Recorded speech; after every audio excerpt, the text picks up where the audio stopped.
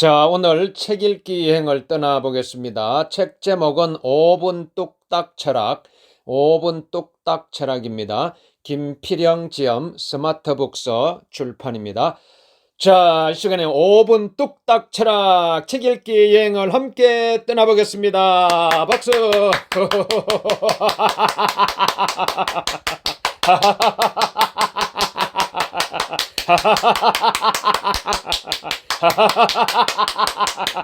잘 되고 있습니다. 점점 더 잘 되고 있습니다. 점점 더 건강해지고 있습니다.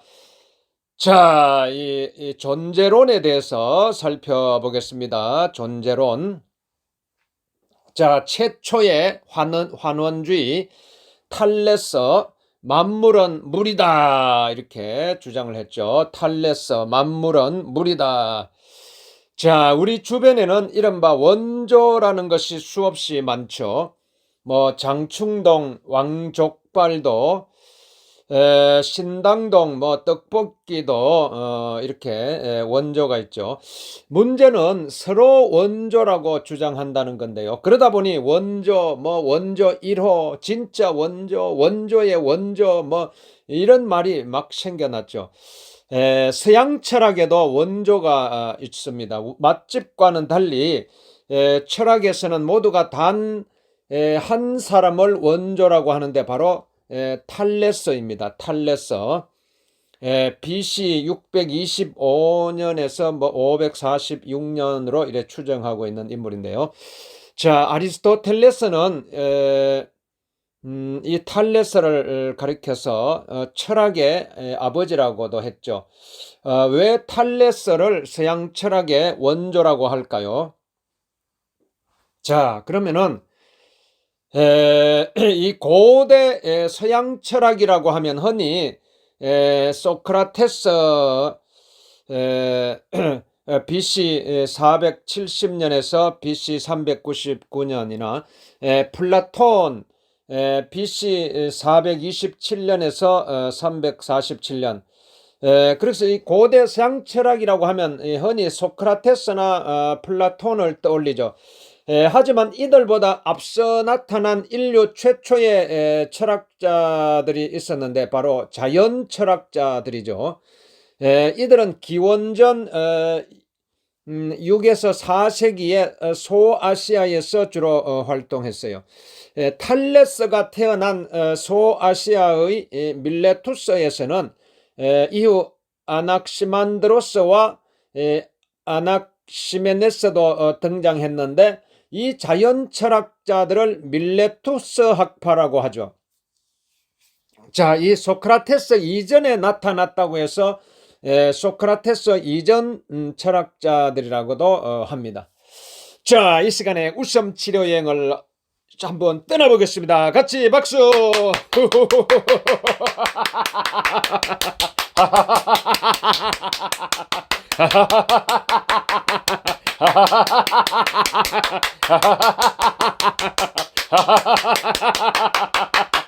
잘 되고 있습니다. 점점 더 잘 되고 있습니다. 점점 더 건강해지고 있습니다. 자, 그런데 왜 소크라테스 이전 철학은 자연 철학이었을까요? 자연 철학자들이 주로 활동한 이 소아시아는 4대 문명의 하나인 유프라테스 티그리스 문명이 싹튼 곳이죠.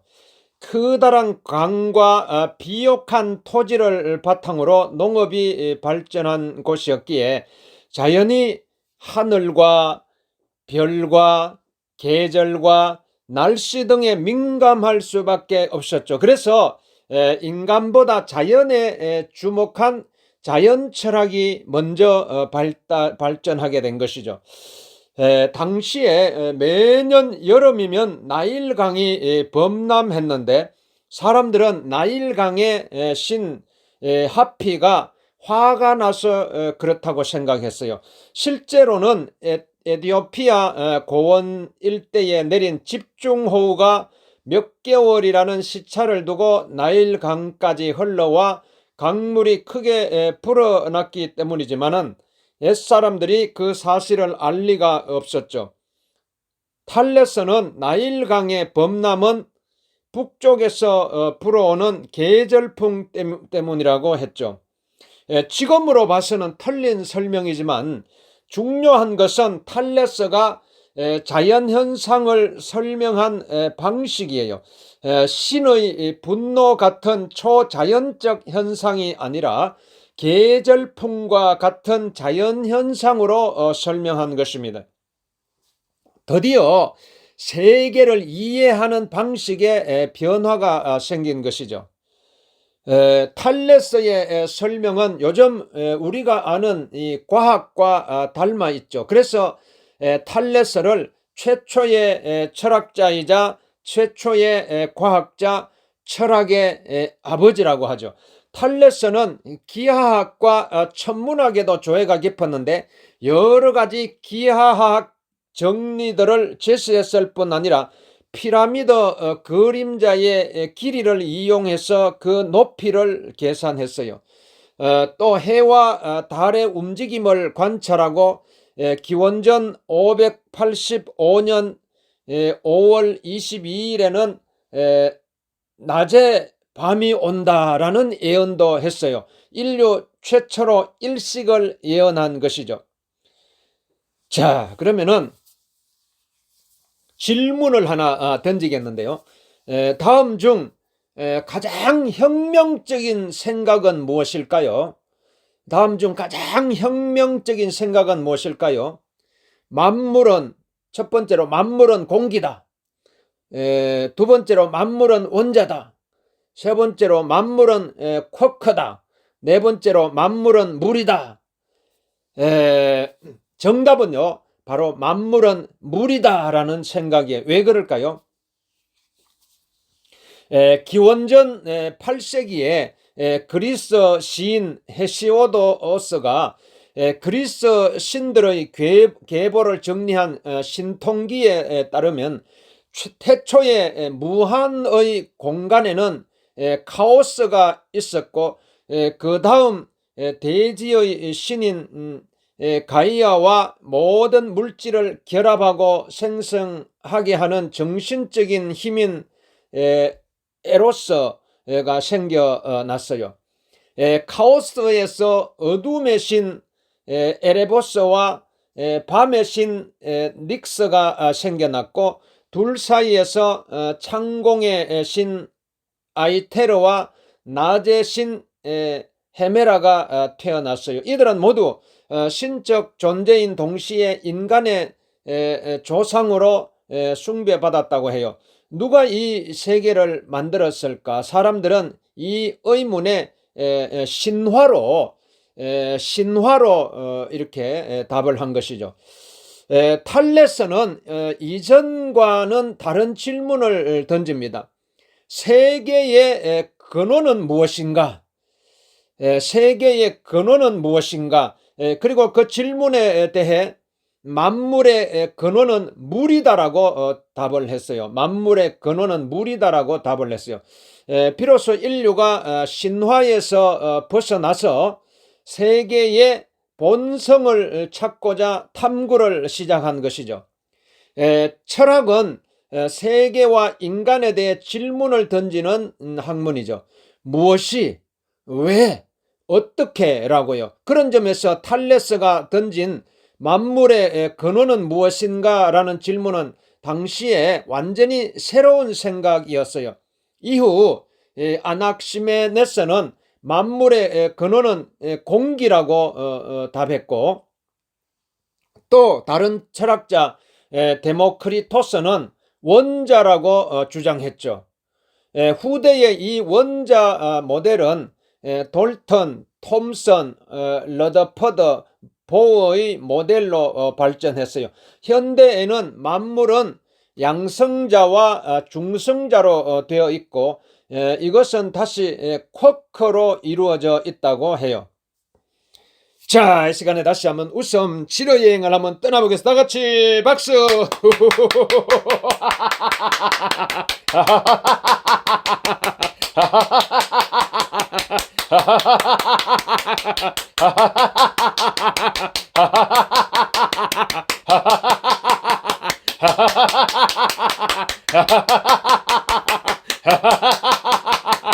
잘 되고 있습니다.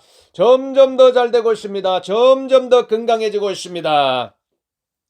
자, 그런데 곰곰이 한번 생각해 보세요.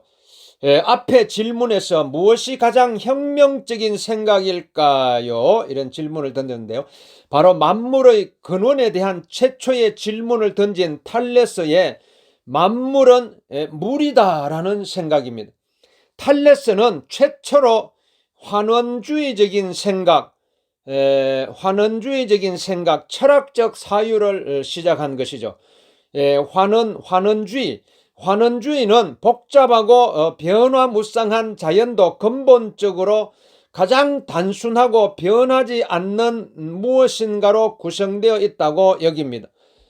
탈레스의 생각과 주장은 이성적 사유의 시작, 즉 최초의 철학인 셈이지요. 고대 그리스 사람들은 자연현상을 초자연적인 신화로 이해했죠.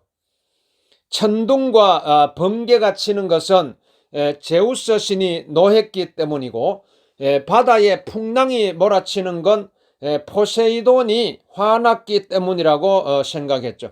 고대 그리스 문명뿐 아니라 대부분의 고대 문명이 비슷했어요. 이러한 신화를 그리스어로 미토스라고 하죠. 미토스. 철학적 사유는 미토스의 반대편에 있어요. 이제 자연 철학자들은 자연 현상을 사유의 힘으로, 즉 이성적인 생각을 통해서 이해하려고 했어요. 그리스어로 이성적 사유를 로고스라고 해요. 로고스.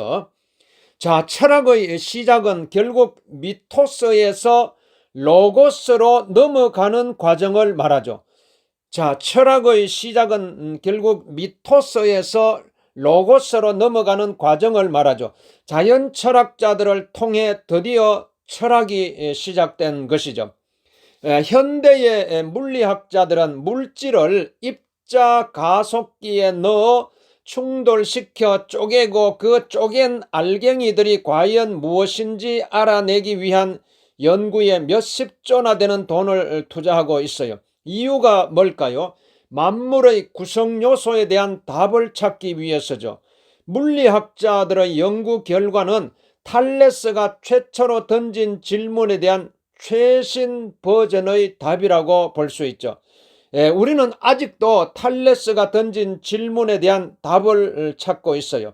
이제 왜 탈레스를 최초의 철학자라고 이해하는지 이해가 되죠. 관점의 변화가 세상을 전혀 다르게 보도록 만들고 몇 천년에 걸쳐 고민할 거리를 던져준 것이죠. 근원적 질문을 던지고 답을 찾아가는 과정이 바로 철학인 것이죠. 자, 이 시간에 다시 한번 신나게 웃음 치료여행을 떠나보겠습니다. 같이 박수!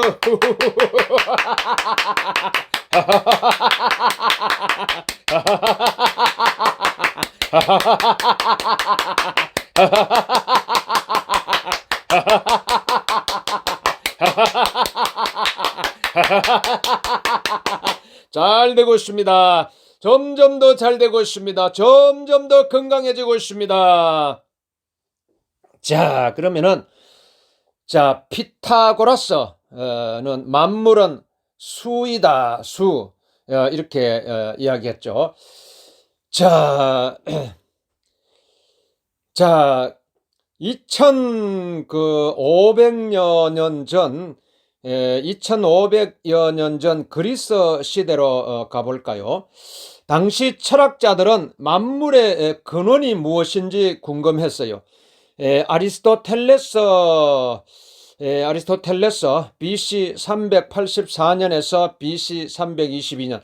이 아리스토텔레스는 만물의 근원을 물, 불, 흙, 공기 이렇게 사원소라고 했죠. 물, 불, 흙, 공기 이렇게 사원소라고 했고, 헤라클레이토스는 불이라고 했고, 아낙사고라스는 정신이라고 했고 아낙시메네스는 공기라고 주장했죠. 그리고 피타고라스는 만물은 수라고 했어요. 수이다. 수. 자, 피타고라스 BC 570년에서 BC 495년. 피타고라스는 야누스의 얼굴을 가졌는데 하나는 수학자로서의 얼굴이고 다른 하나는 사이비 종교 교주로서의 얼굴이죠. 자, 피타고라스를 따르는 사람들이 모인 피타고라스 학파는 마하리 학파이지 사실 사이비 종교 집단과 비슷했어요. 모든 사이비 종교가 그렇듯이 자신들의 교주를 신격화했죠. 전하는 말에 따르면 피타고라스의 한쪽 허벅지는 황금으로 되어 있고 강을 건너면 강이 인사를 했대요. 독사를 물어 죽인 적도 있고 동물들을 모아놓고 설교를 하기도 했답니다. 피타고라스 학파에는 밖에 나가면 뒤를 돌아봐서는 안 된다라든지 콩에는 영혼이 있으니 먹지 말라는 등 이상한 계율도 있었답니다. 자, 이 수학자로서의 피타고라스는 또 다른 모습인데 피타고라스가 만물은 수이다라고 주장한 이유는 이렇습니다. 어느 날 피타고라스가 길을 걷고 있는데 대장간에서 소리가 났어요. 뚝딱 뚝딱. 어떤 날은 그 망치 소리가 듣기 좋지만 어떤 날에는 듣기 불편했죠. 이유가 궁금해진 피타고라스는 연구를 시작했어요. 그리고 리라의 현을 가지고 실험한 결과 특정 비율의 진동수가 있는 소리는 듣기가 좋고 그 반대의 경우에는 그렇지 않다는 사실을 알아냈어요.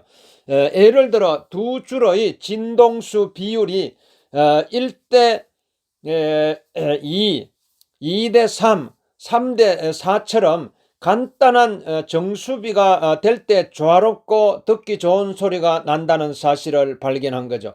어떤 것이 조화로울 경우 그 사이에는 수적인 관계가 있다는 사실을 알게 된 것이죠. 자, 이 시간에 다시 한번 신나게 웃음 치료 여행을 떠나겠습니다. 박수!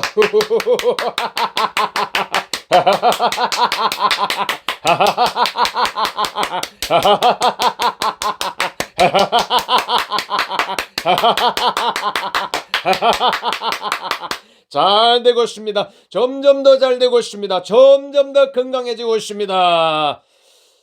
자, 세상을 수학으로 해석하다.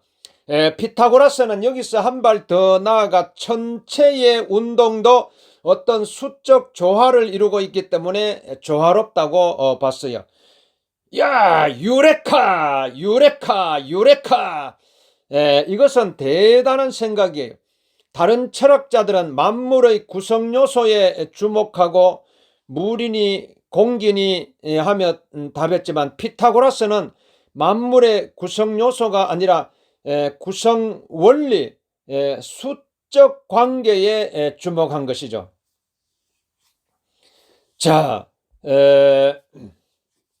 아인슈타인의 특수 상대성 이론의 시간 지연 현상도 수의 식으로 나타낼 수 있고 현대의 양자역학은 심지어 존재 자체를 물리량으로 보고 수로 나타내기도 하죠.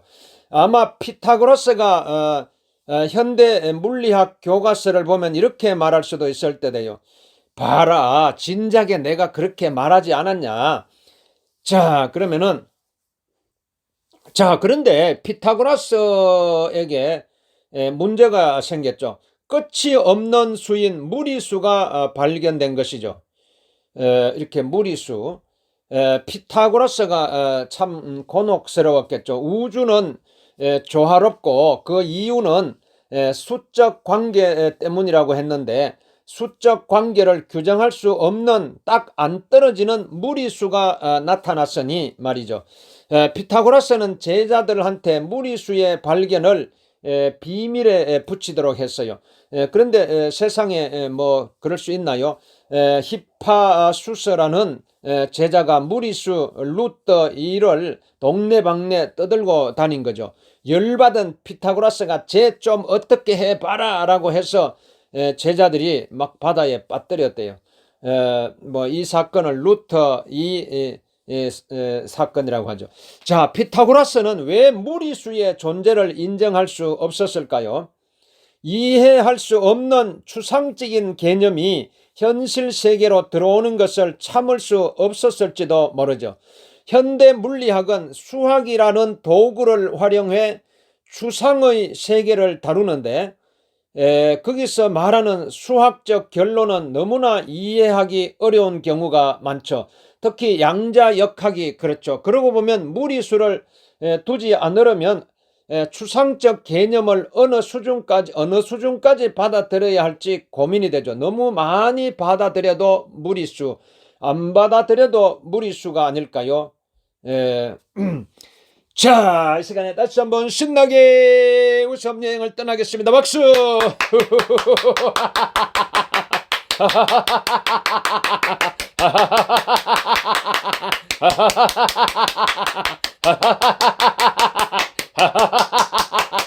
잘 되고 있습니다. 점점 더 잘 되고 있습니다. 자, 그 다음에 토마스 아퀴나스에 대해서 살펴볼까요? 자, 신은 존재하는가? 인류 역사상 가장 오래된 질문 중 하나이고 대표적인 존재론적 질문이죠. 많은 철학자들이 신의 존재를 증명하기 위해 애써왔죠. 신의 존재를 증명하는 대표적 논정으로는 존재론적 논정, 목적론적 논정, 우주론적 논정이 있죠. 이런 논정들을 한번 살펴보죠. 신의 존재에 대한 세 가지 논정에 대해서 한번 살펴보죠. 자, 그러면은 신의 정의가 뭘까요? 신은 정의상 가장 완전한 존재죠. 불완전하다면 굳이 신이라고 할 수가 없죠. 존재론적 논정은 간단히 말해 신은 정의상 가장 완전한 것이고 완전하다는 말 속에는 존재하다는 의미가 포함되어 있기 때문에 신은 정의상 존재해야 한다고 주장해요. 이것을 존재론적 논정이라고 하죠. 그 다음에 목적론적 논정은 세상에 정교한 어떤 것이 존재하므로 그것을 창조한 신이 존재할 것이라는 것이죠. 숲속을 걷다 정교한 시계를 발견하면 우리는 누군가가 그 시계를 만들었다고 생각하죠. 마찬가지로 정교한 인간을 보면 다음과 같이 생각하는 것이 당연하다는 것이죠. 이렇게 정교한 인간과 우주를 신이 아니라면 누가 창조했겠어? 자, 그 다음에 세 번째로는 우주론적 논정을 알아볼까요? 비는 왜 내릴까요? 대기권의 수증기가 응축되어 물방울로 떨어지죠. 그렇다면 수증기는 왜 대기권에서 응축되죠? 대기권의 온도가 낮기 때문이죠. 지구의 대기권은 왜 온도가 낮죠? 이처럼 현재에 벌어지는 어떤 결과가 되는 사건의 원인을 찾아내고 또 그 사건의 원인을 찾아내는 과정을 계속하다 보면 결국 어떤 것의 결과는 아니면서 어떤 것의 원인이 되는 최초의 사건이 있을 거예요. 이것이 바로 신이라는 것이죠. 이것을 우주론적 논정이라고 하죠. 자, 우주론적 논정을 제시한 대표적인 철학자가 이 중세 대표 철학자이자 신학자인 토마스 아퀴나스예요. 토마스 아퀴나스. 자, 이 토마스 아퀴나스인데요. 그는 대표적인 신학 대전에서 우주론적 논정을 제시했어요. 우주론적 논정은 세 가지 버전이 있는데 서로 유사하므로 그중 두 가지 버전만 살펴보죠. 자, 우주론적 신존재 증명의 논증을 살펴보죠. 세상의 모든 것은 운동을 하죠. 운동. 그런데 스스로 운동하기 시작했을까요? 아니죠. 무언가가 그것을 운동하게 만들었겠죠. 그 무언가는 스스로 운동하기 시작했을까요? 그것을 운동하게 만든 또 다른 무언가가 있었을 거예요. 이 도미노를 보죠. 도미노. 마지막 도미노가 쓰러졌다면 왜 쓰러졌을까요? 앞의 도미노가 쓰러지니까 쓰러졌겠죠. 그럼 앞의 도미노는 왜 쓰러졌죠? 그 앞의 도미노가 쓰러지니까 쓰러졌을 거예요. 이제 도미노가 시작된 곳으로 가볼까요? 맨 앞에 있는 도미노는 왜 쓰러진 거죠? 그 도미노를 쓰러뜨린 무언가가 있었겠죠. 그것을 바로 부동의 원동자라고 하죠. 부동의 원동자. The unmoved mover. 부동의 원동자라고 하죠. 자신은 그 어떤 것에 의해 움직이지 않지만 다른 모든 것을 움직이게 하는 최초의 원동자, 즉 제1원동자죠. 그런 존재는 신밖에 없죠. 그러니 세상의 모든 것은 운동을 한다는 사실로부터 신이 존재한다는 결론에 도달할 수가 있죠. 자, 그러면은 우주론적 신존재 증명의 또 다른 논증을 살펴보죠. 자, 우리가 사는 세상에서는 많은 사건들이 벌어지죠. 어떤 사건이 벌어지게 만든 원인이 있겠죠. 그리고 그 원인이 되는 사건을 벌어지게 만든 또 다른 원인이 있을 거예요. 이렇게 원인이 무한히 이어지다 보면 어디선가는 끝날 거예요. 다른 어떤 사건의 결과가 아니면서 동시에 다른 무엇의 원인이 되는 맨 앞에 사건이 있겠죠. 최초의 원인이 되는 사건 말이죠. 제1의 원인이 되는 사건이 바로 신이라는 거죠. 오직 신만이 다른 것의 결과는 아니면서 다른 무언가의 원인이 되는 사건을 만들 수가 있다는 거죠. 그러니 우리는 세상에 사건들이 벌어진다는 사실로부터 신이 존재한다는 사실을 알 수 있다는 것이죠. 자, 우주론적 논증은 이렇다. 최초의 원동자, 최초의 원인으로부터 신이 존재한다는 사실을 이끌어낼 수 있다고 해요. 반론도 만만치 않은데 몇 가지만 짚어보죠. 자, 이 시간에 다시 한번 신나게 웃음 치료 여행을 떠나겠습니다. 박수!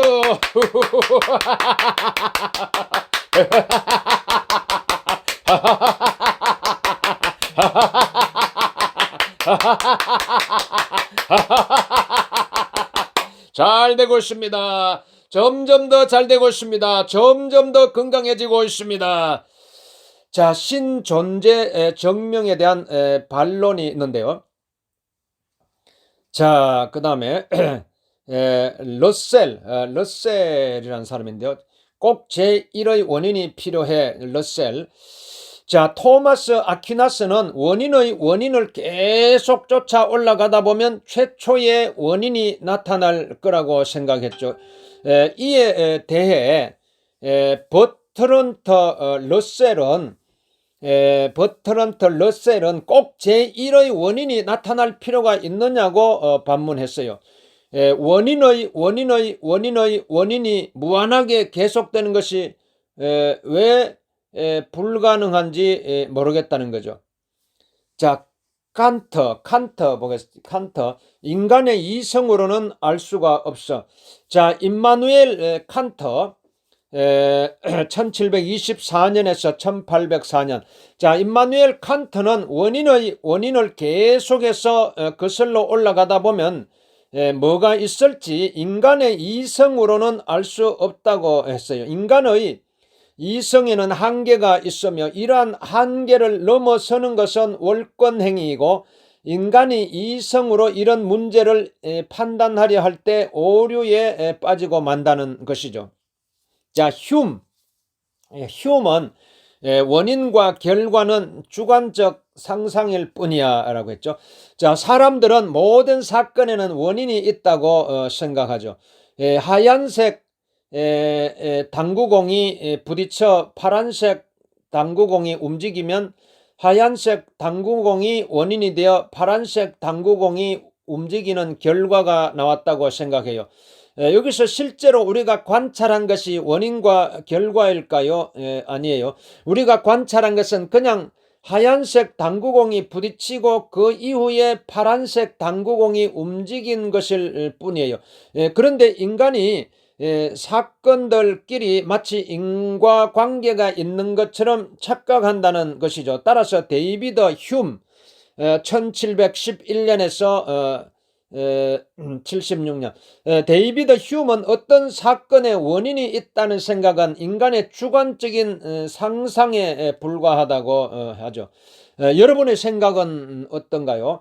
최초의 원동자, 최초의 원인 신은 존재할까요? 토마스 아퀴나스의 우주론적 논정이 설득력이 있어 보이나요? 아니면 러셀, 칸트, 휴머의 반론이 설득력 있어 보이나요? 자, 이 시간에 다시 한번 신나게 웃음 치료 여행을 떠나겠습니다. 박수!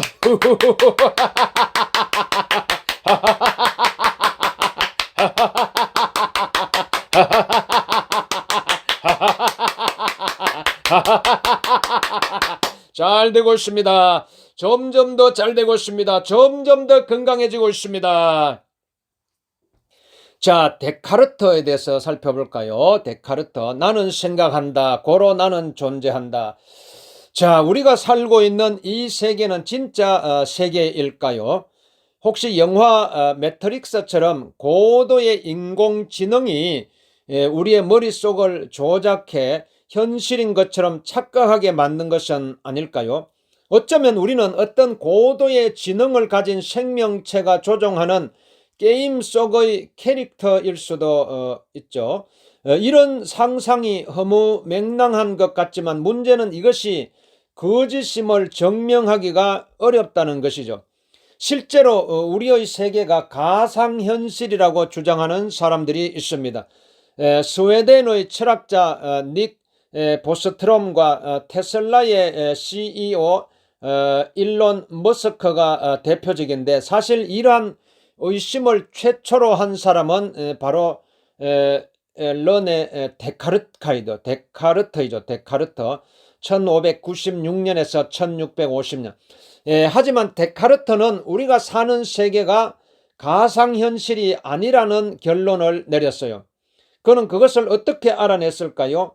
물질과 정신, 어느 게 진짜인가에 대한 데카르트의 답을 따라가 보죠. 자, 그러면은 이 데카르트가 살았던 시대 유럽은 신과 교회의 권위가 크게 떨어지고 신교와 구교 간의 30년 전쟁 등 오랜 전쟁으로 어수선하고 불안과 허무, 회의가 팽배했어요. 한편에서는 근대 과학이 움트기도 했는데요. 이러한 시대에 데카르트는 보편성을 가진 확실한 지식, 즉 절대적 진리를 추구하고자 했어요. 그런데 절대적 진리란 무엇일까요? 데카르트는 변하지 않고 완전한 절대적 진리를 찾기 위해 방법적 회의를 했어요. 방법적 회의. 여기서 회의란 철학 용어로 의심이라고 쉽게 생각하면 돼요. 데카르트는 우리가 아는 것들에 대해 의심하고 또 의심하며 절대적 진리를 찾아나간 것이죠. 데카르트는 먼저 감각 지식을 의심을 했어요. 우리는 시각, 청각, 후각, 미각, 촉각 등 오감을 통해 세계를 인식하지만 이를 통해 얻는 지식이 절대적 지식일까요? 그는 감각 지식은 절대적 지식이 아니라고 결론을 내렸어요. 자, 지금 우리가 지금 느끼고 있는 이런 현상들이 진짜 현실일까요? 혹시 꿈을 꾸고 있는 것은 아닐까요? 누군가 내 생각을 조종하고 있는 것은 아닐까요? 어쩌면 영화 속 매트릭스가 내 뒤에서 내 생각을 조종하고 있는 것은 아닐까요? 말도 안 되는 것 같지만 그것이 사실이 아니라는 증거를 댈 수가 없잖아요. 내가 꿈속에 있는 한 내가 꿈속에 있다는 사실을 알 수가 없고, 누군가 내 생각을 조종하고 있는 한 내가 조종당하고 있다는 것을 알 수가 없고, 뭐 매트릭스 속에 있는 한 그 속에 있다는 것을 알 수가 없기 때문이죠. 자, 그러면은요, 자, 이 시간에 다시 한번 신나게 웃음 여행을 떠나보겠습니다. 같이.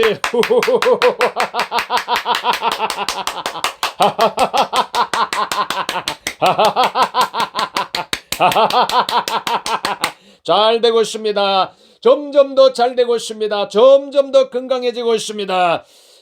데카르트는 수학과 기하학에서 얻는 지식을 보편 지식이라고 해요. 그렇다면 이 보편 지식은 진리일까요? 데카르트는 보편 지식도 진리가 아니라고 생각을 했어요. 그냥 쉽게 생각해 볼게요. 2 더하기 3은 정말로 5인가요?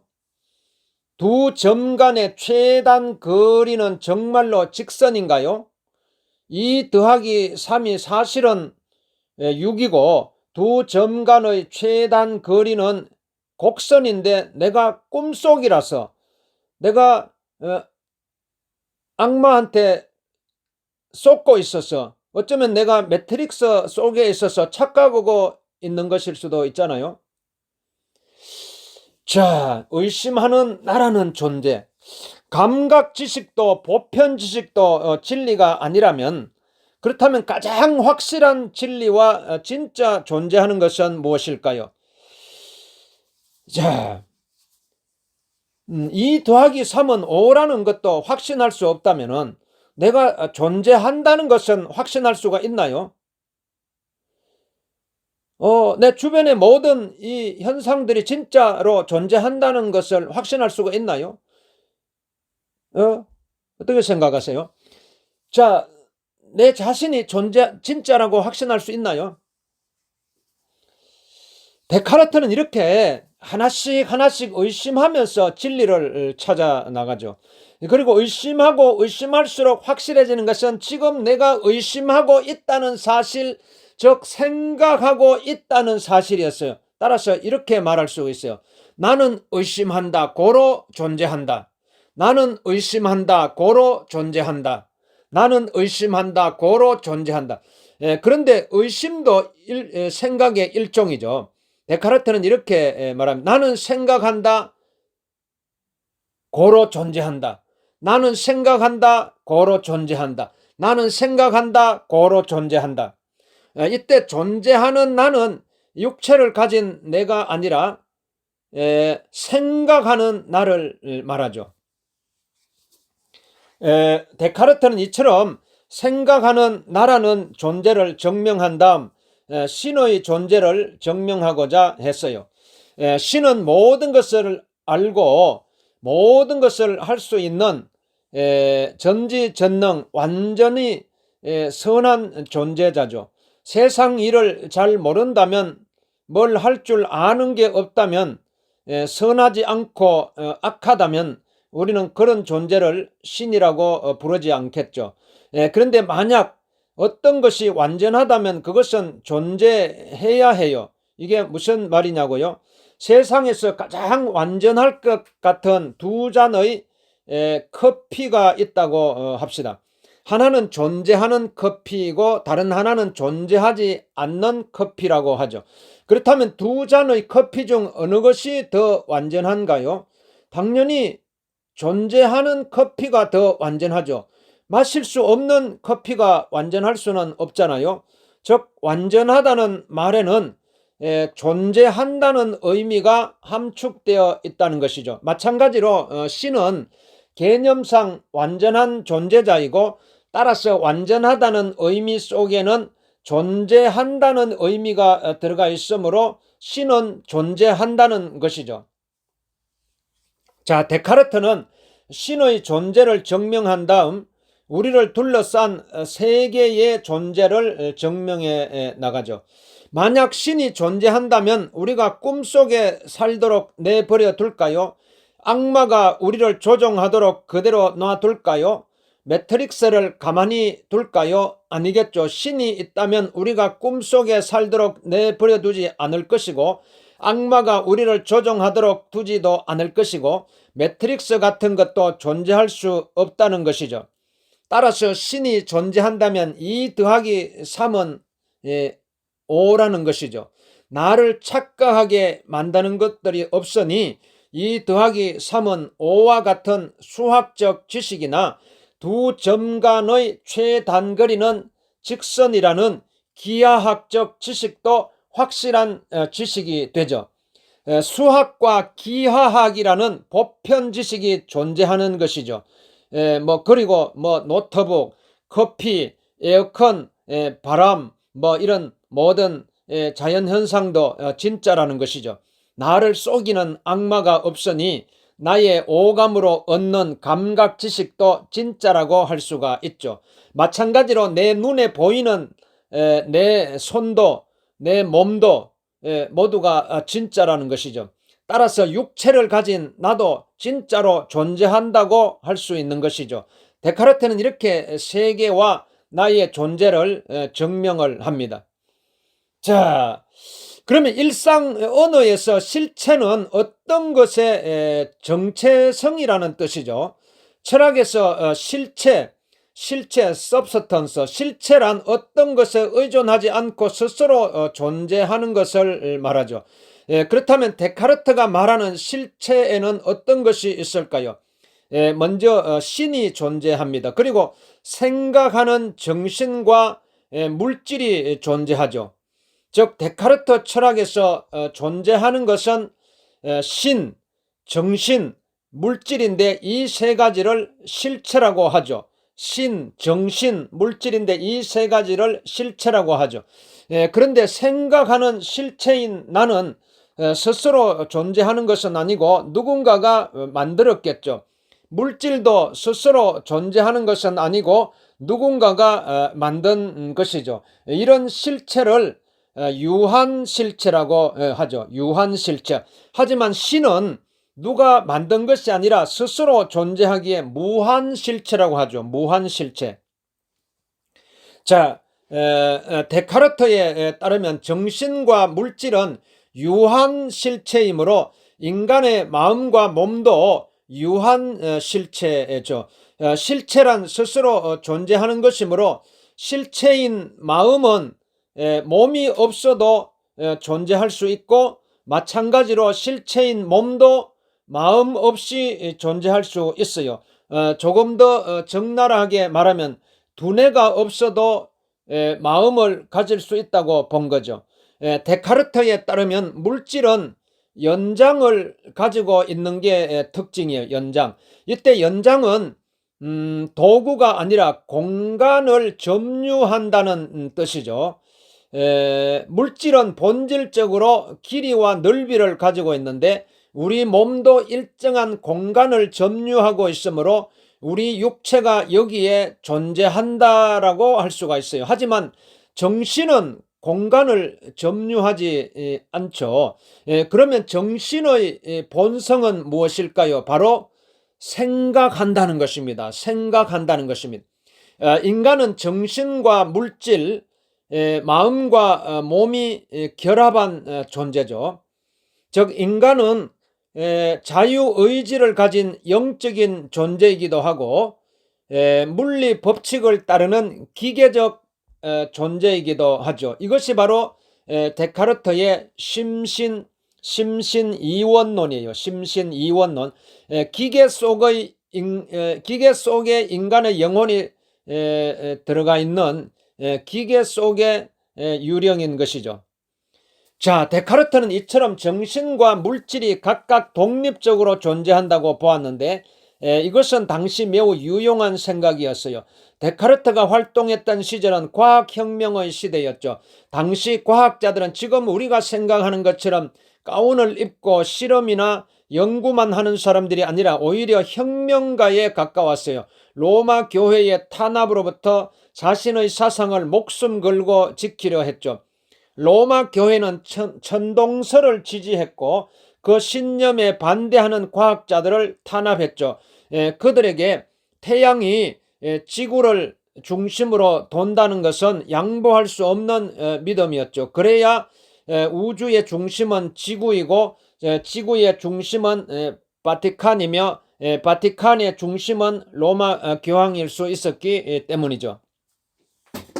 자, 그로 인해 코페르니쿠스는 1473년에서 1543년 지동설을 주장한 천구의 회전에 관하여의 서문에 지동설은 사실이 아니라 가설일 뿐이다라는 단서를 달았고, 갈릴레오는 1564년에서 1642년 지동설을 주장하다 종교 재판에 회부되자 결국 주장을 철회했으며, 심지어 범신론자 브루노는 우주가 무한하다는 주장을 철회하지 않아 화형을 당했죠.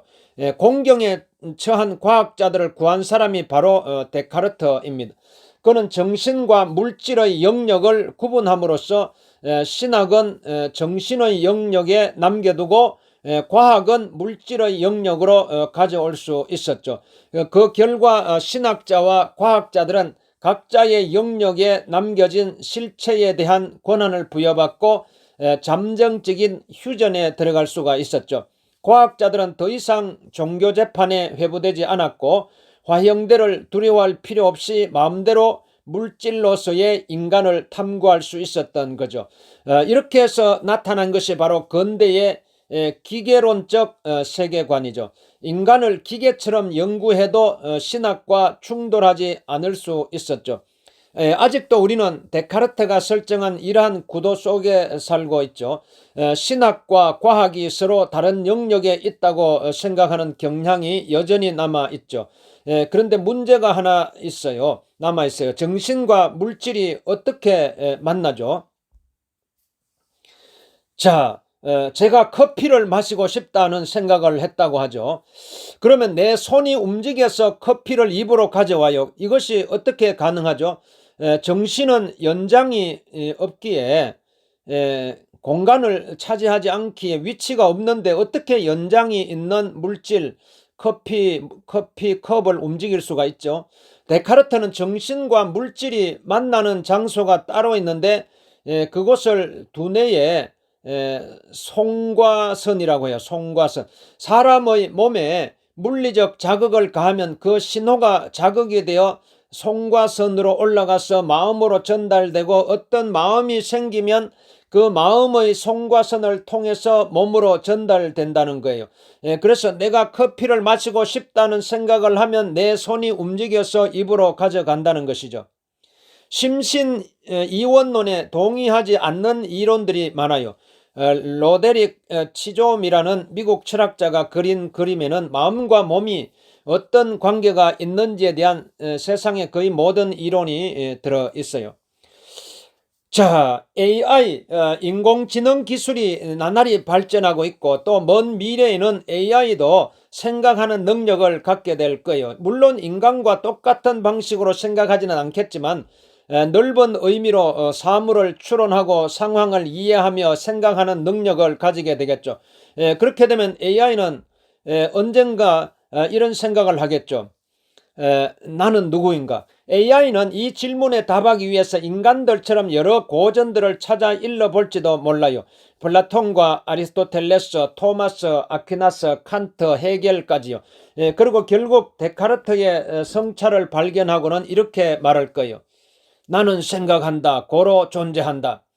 비로소 AI는 자신들이 존재한다는 것을 깨닫게 되고 어쩌면 자아와 자기 주체성도 가지게 될지 몰라요. 그리고 자신들의 존재를 최초로 인정해준 데카르트를 모델로 삼을지도 모르겠네요. AI뿐만이 아니에요. 뭐 영생을 꿈꾸는 인간이 죽기 전 자신의 모든 생각과 감정, 세계관과 가치관을 컴퓨터 메모리에 담아서 영생을 시도하는 날이 올 수도 있죠. 이때 이 메모리는 이런 주장을 할지도 모르겠네요. 나는 생각한다, 고로 존재한다. 그리고 이 메모리가 존재자로서의 권리를 주장할 수도 있어요. 왜냐하면 컴퓨터 메모리는 존재하니까요. 그런 날이 정말로 올까요? 그렇게 된다면은 참 고민이 되나요? 생각을 해볼 필요가 있겠네요. 자, 이 시간에 이 철학자들의 이 사상에 대해서 한번 살펴봐. 다 같이 신나게 박수로 오늘 이 시간을 마치겠습니다. 박수.